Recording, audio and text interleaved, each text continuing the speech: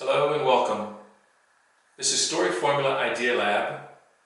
Today we're talking sales strategy, and in particular we're talking the differences between transactional selling and consultative selling and why that's important to you. First, let's talk a little bit about metrics. In 2014, the statistics say that 80% of every consumer preparing to buy anything consults an on or offline social network before they make that purchase. 57% of them are almost certain what they want to buy, what size, what shape, what color, what amount they want to spend before they even talk to a salesperson. They've done their research. Why? Because we can. This year and every year going into the future, we encountered the most empowered consumer ever, because they all have mobile devices, tablets, iPhones, Galaxy Notes, whatever they're using. That's a mobile device or a desktop or a laptop, or there's so many different ways for us to get information at the frictionless speed of the internet that we can do our research to be an informed consumer before we embark on making the purchase. That's not how it was in the last century. Last century, we mass-produced a lot of things. We mass-produced in high volume. We used marketing expertly. The notion was you did 14 commercials and eventually people had decided that Frosted Flakes were something they wanted to buy. And when they went to the market, that's what they bought, because it was mass-produced, it was ready supply, and the marketing had done a fantastic job of convincing us that was the product that we wanted. Same thing with Camel cigarettes, Chevrolets, pick a brand. That was the middle of the last century. As we progressed, we got smarter, we became more empowered. And those transactional salespeople, that Willy Loman of The Death of a Salesman, that used car salesperson that we don't really romanticize, we denigrate, because the skills that they had were selling us something that they wanted to sell because they had it and they had to sell it. That's how they earned a living. Transaction after transaction after transaction. Marketing was a big part of it to convince us that we wanted to buy it, or were predisposed to think that it was okay to get pushed into a buy. But I only mention transactional sales because there are sales tactics that are akin to that selling model. A lot of objection handling.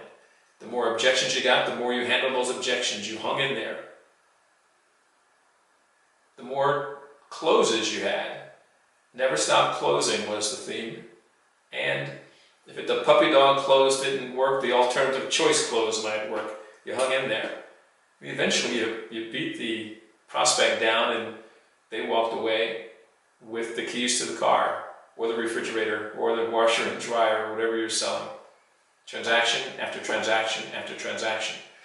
Now, we still buy commodities today, but generally those commodities are sold online, and you do your research, you go online, you see the product, maybe there are referrals and recommendations from other people that you read, and then you click a box, you put your credit card in, and 2 days later that product shows up on your doorstep. That's where the transactional commodities have gone, online.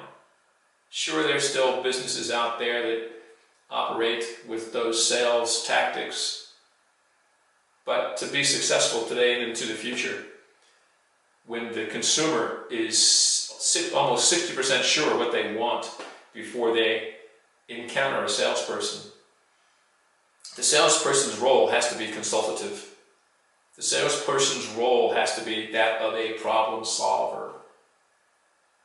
Less sales, less talking, more listening, more situational questions about what the prospect wants, what their requirements are, what their lifestyle is, so the salesperson, understanding the product that they sell and how it helps people accomplish more, save money, or whatever it does, can then listen to the prospect situation and then, as a consultant, say, if I could show you a way that you could have that lifestyle and save money too, how would that help you and your family this year and into the future? That's more of a consultative sale because it's a conversation. It shows the credibility of the salesperson seeking to help, not seeking to sell first. And that is really what consultative selling is today.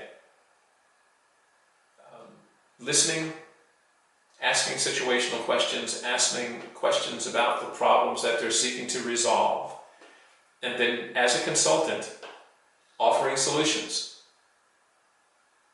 And if it's not the product that that consultant sells, they'll refer that person to someone that does have the kind of solution that's required, because that's what consultative selling is all about. You can't fit round pegs into square holes. So I really want to make that distinction. If we're still out there objection handling, if we're still out there using 5 different closing methodologies, then we're really not trying to help the customer find solutions. We're trying to sell what we have. And because prospective customers are so much more knowledgeable today, it's 6 o'clock. That's not what they're looking for. So, tune in. We'll be talking about the consultative selling, the sales as a problem solver, and the strategies and methodologies that you can use to be better at it so you can help those people that show up in your pipeline accomplish more. So thanks for tuning in today. Remember, problem solving is key to success in sales today.